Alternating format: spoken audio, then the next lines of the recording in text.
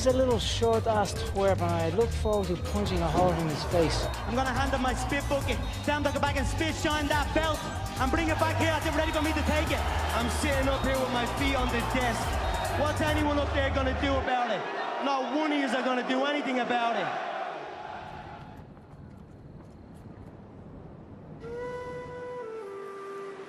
Conor was born in Dublin City in one of the national maternity hospitals here, 12th of July 1988. Midwife turned to my wife and said, this guy is going to be a boxer, because he came out of the womb with his fists clenched. So he was destined to be a fighter, I think. I had many fights growing up, as most young boys do from where I'm from and around this area. Get into fights. I won some and I lost some. When he went boxing, I remember he turned to us and says, "Why didn't you put me in boxing earlier?" He knew that was for him. Conor first stepped into my gym when he was about 16. Conor did stand out early on in that he could hit hard, and he also had let's call it a gregarious personality.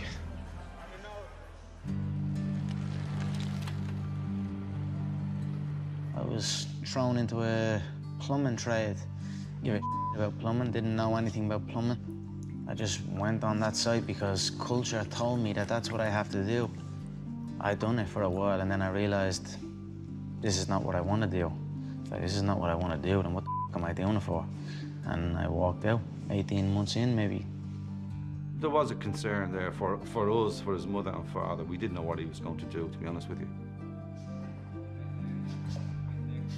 Early on, obviously didn't know what it was. I couldn't look to my mother and say, hey, this Irish man done it. I'm gonna follow in his footsteps, because there was no footsteps. I had to create my own footsteps and follow them. They were a little unsure at first, but they supported me, and they knew I would do it. If I said I'd do it, I'd do it, so. I was actually in Ireland, and people kept coming up to me and talking about Conor McGregor. Have you ever seen Conor McGregor fight? Have you ever heard of Conor McGregor? Well, I came back to Vegas and talked to the matchmakers, and they had heard of him. So I flew him out from Ireland. He and I went out to dinner. He told me he's on what's called the dole, which is basically unemployment over there. When I left that dinner, I said, I don't know if this kid can fight, but if he can even fight a little bit, he's going to be a huge star.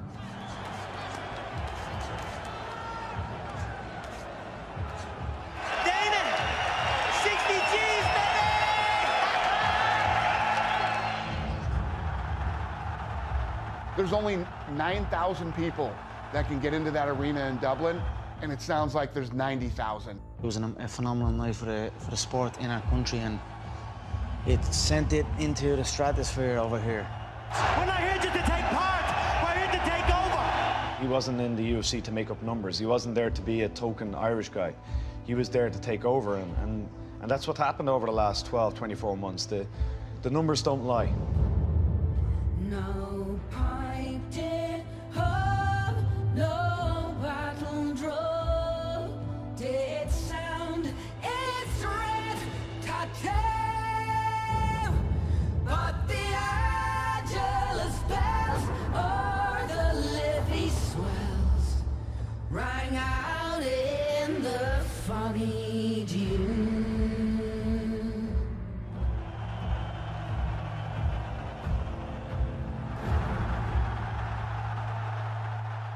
When Conor won the interim title and he beat Chad Mendes, I think it boosted the confidence of European fighters that they can compete at this level.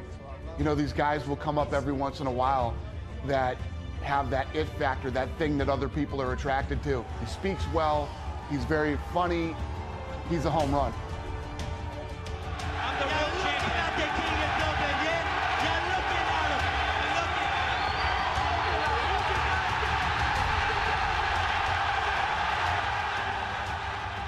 This next fight is done and dusted. It's over. It's been over since January of this year.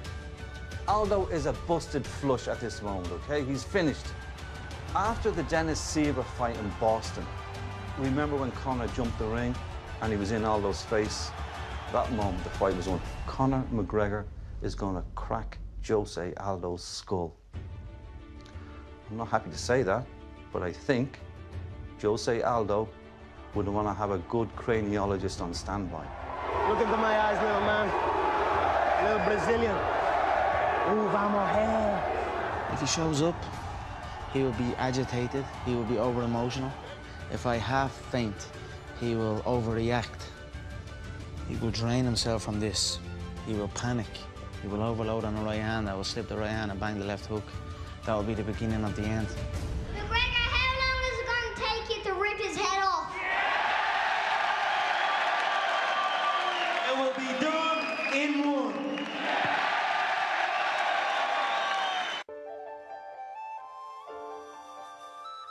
I like the way ink feels on my body. This tiger doesn't mean nothing. This gorilla with the crown. Maybe they do subconsciously, I don't know, but I seem to get them at the same time. After the fight, or just maybe before the next fight. But there's something therapeutic for me just going in. I don't spend months picking it. I just see it, get it, and just enjoy the experience of being inked on my body for the rest of my life. I don't know what it is. But it doesn't mean nothing. I just like the way I like the way it feels, and I like the way it looks.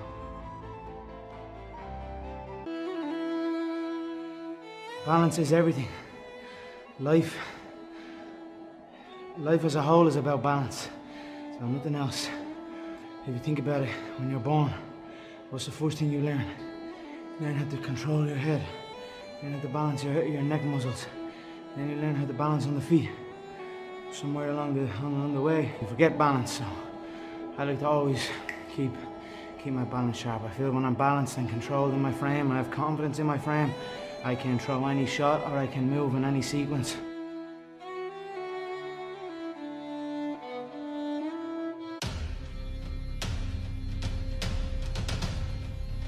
Before me,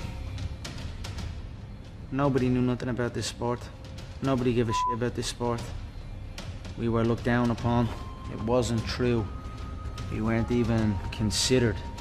Not only in like mainstream or whatever you want to call that, but even in fight circles, in real fight circles. We had a reputation, but in pure fighting, we had no reputation whatsoever. So I'm proud to be putting my nation at the forefront of the fight game where we belong. We're less than 2 weeks away from UFC 189. Jose Aldo is your opponent for that. And I was fascinated by your move in the news conference. I know you guys are always trying to get into the head of your opponent. Back in March, for the news conference to promote the fight, you actually snatched his belt. You hope to do that on July 11th, but you took Well, I his belt. snatched my belt. Well, it that's was simply your belt. taking what was mine. He was on my home turf and he tried to lay claim that he was the king of my city, but you do not lay claim to being the king of my city while the king of the city is around. So the king of the city rose up and snatched what was his, which was the gold belt, and raised it before my crowd, my passionate crowd. It was. You took it back. Exactly, I took it back and raised it for my people. It was a beautiful moment. In that it was a teaser almost for what July 11 will be, where I raise it for real in beautiful Las Vegas City in front of my home crowd. Why are you so confident that you will do that? I don't know. I'm in a business where you must be confident. If you have any doubts, they will come back and play against you. So I am supremely confident, and as well I feel I'm confident in my work ethic, my approach to the game, my non-stop effort to get better as a martial artist. I don't feel that nobody else in the game is doing what I'm doing or is moving the way I am moving. Where's that come from, Conor? It just comes from years and years of practice on the mat, you know. I have had many fights inside the octagon, outside the octagon, in rings, on mats. I am an experienced veteran in the fight game, and through that and through a belief in my team and my ability, I have just gained a bulletproof confidence that cannot be stopped. Are you big on predictions? Do you usually make predictions before fights? And if so, how will it end on the 11th? I always make accurate predictions. I've predicted many contests. I've predicted my entire career. And, you know, I predict the future. So for me, I have already predicted this contest. I predict 4 minutes of the first round, he will be KO'd. First round? Wow. Yes, I feel that the power matched with the precision, he will not be able to take it. So 4 minutes. First round, he will be done.